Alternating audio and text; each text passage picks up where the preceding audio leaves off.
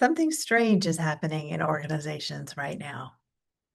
The people are talented, the strategies make sense, the structures and processes look all right. And yet, at the moments that matter most, things are falling apart. Decisions that should take days stretch into weeks. Important conversations keep getting pushed to next quarter. The best people start updating their LinkedIn profiles. This isn't a talent problem. Most of these organizations are full of capable, experienced people. It's an information exchange problem. Specifically, there's a gap between what people inside the organization know and what the organization can actually act on. I've spent over 20 years studying this gap as an industrial and organizational psychologist, and I've lived it myself as a founder and in my life. Here's what I've learned. Imagine a mid-sized company, let's call it Redwood, a few hundred employees, solid leadership, good reputation, revenue is stable, on paper, everything works. But sit in their Monday leadership meetings and you'll feel something is off.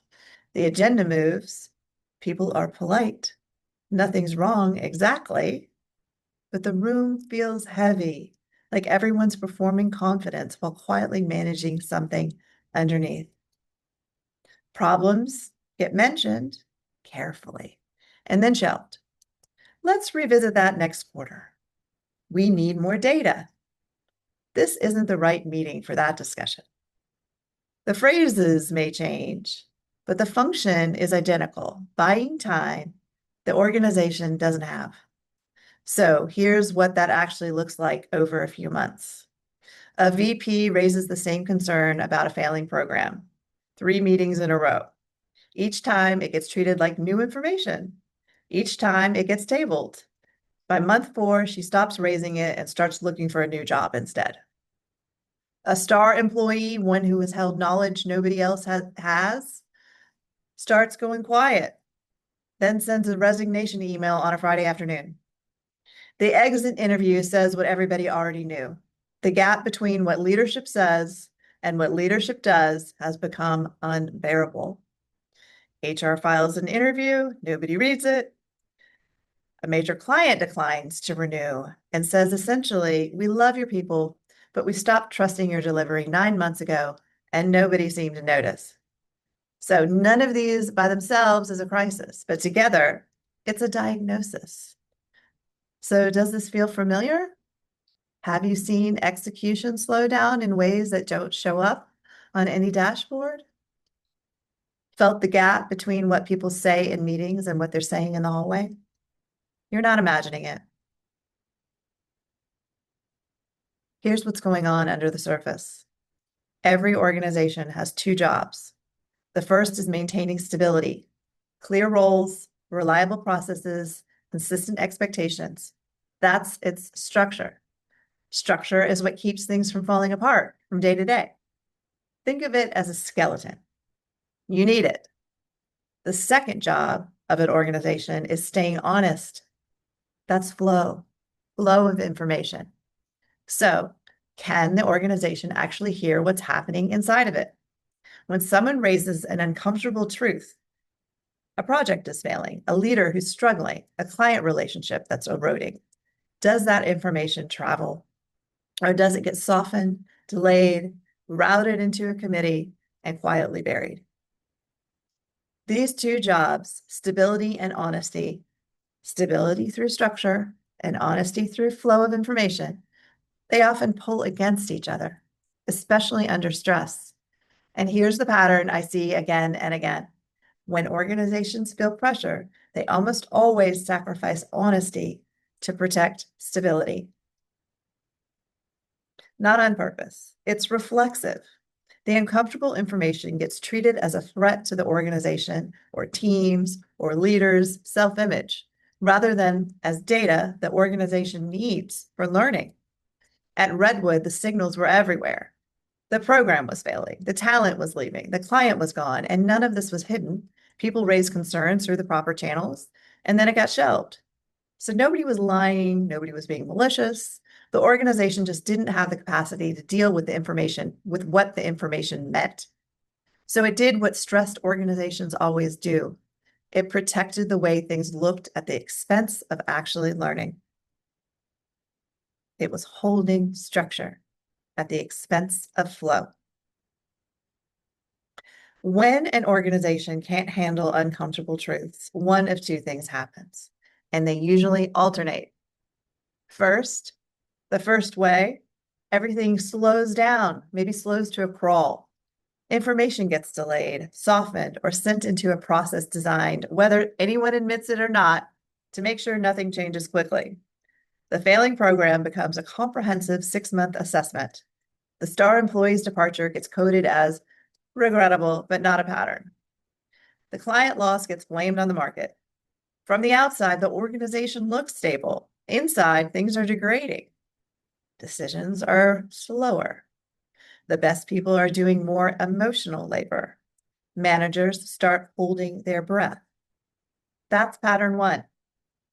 The second pattern, everything happens all at once. When a crisis finally forces action, like Redwood's revenue dropping 18% in one quarter, the organization overcorrects, sudden reorgs. Someone gets quietly demoted. The CEO gives a speech about bold accountability.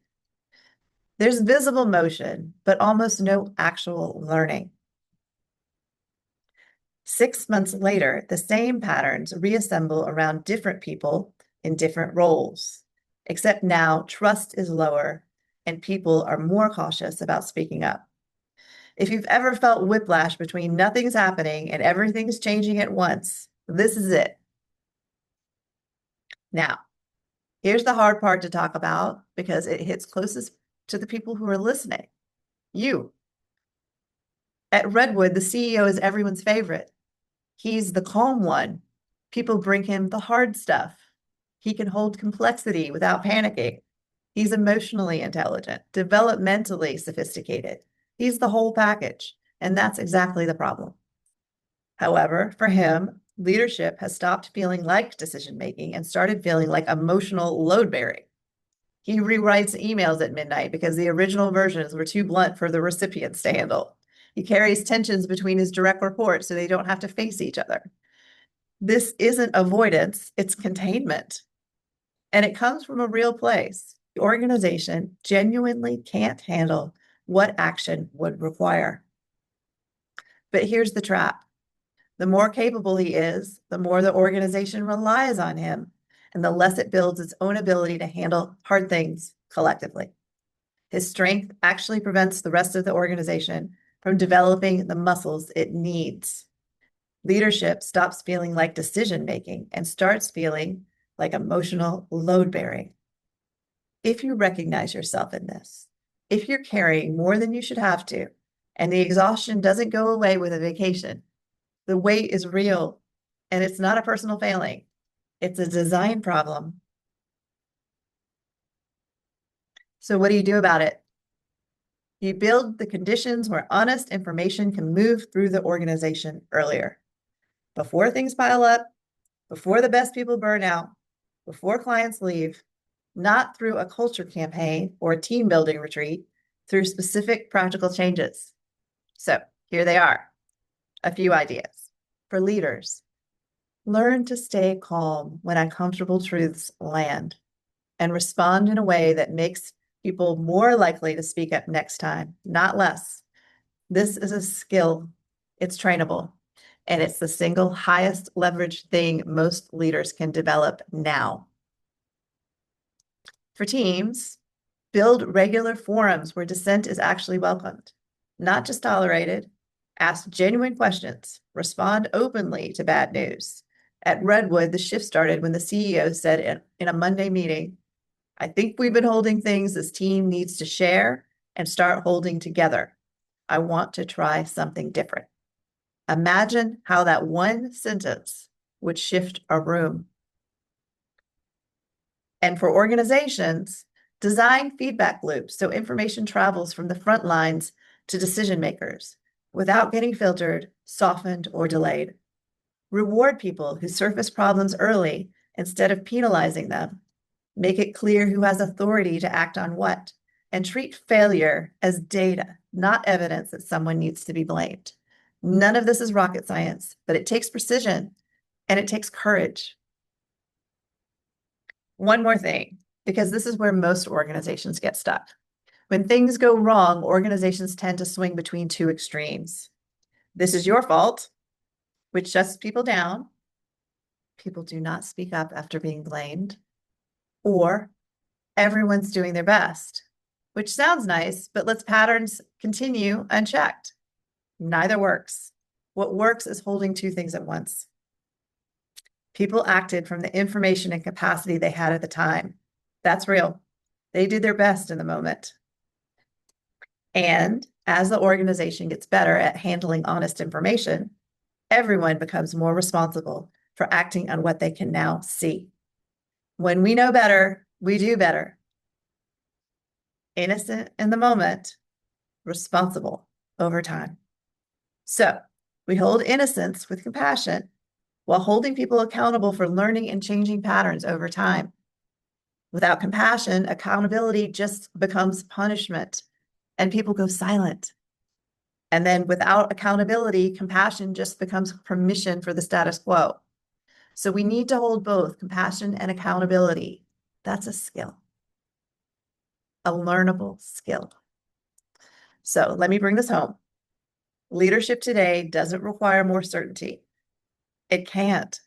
It requires more honesty, moving through the organization sooner and with less damage. At Redwood, the first change wasn't a restructuring or a new strategy or a retreat. It was timing, a conversation that happened earlier than it would have before, a risk named without blame attached, an impact acknowledged without defensiveness.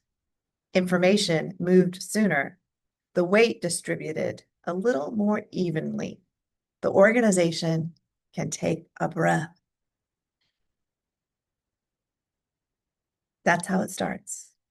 Not with transformation, with an earlier truth.